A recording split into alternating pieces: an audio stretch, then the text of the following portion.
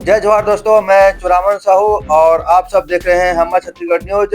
भिलाई के दो ऐसे विधायक जो बिहार चुनाव में मस्त हैं और उनके विधानसभा में लोग त्रस्त हैं। पहला विधायक है वैशाली नगर के विधायक रिकेश सेन, जो कि बिहार चुनाव में मस्त हैं और उनकी विधानसभा त्रस्त है।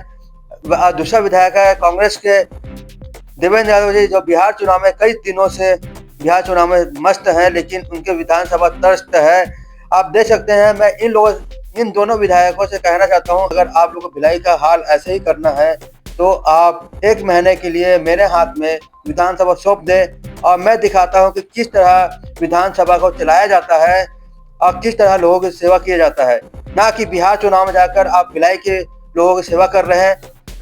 आप भिलाई की जनता ने आपको विधायक बना के लेके आया और आप भिलाई छोड़कर, वैशाली नगर छोड़कर बिहार चुनाव में मस्त हैं और भिलाई की जनता आपके नाम पे, आपके विधायक के नाम पे, अपने काम को लेकर आपके नाम से त्रस्त है।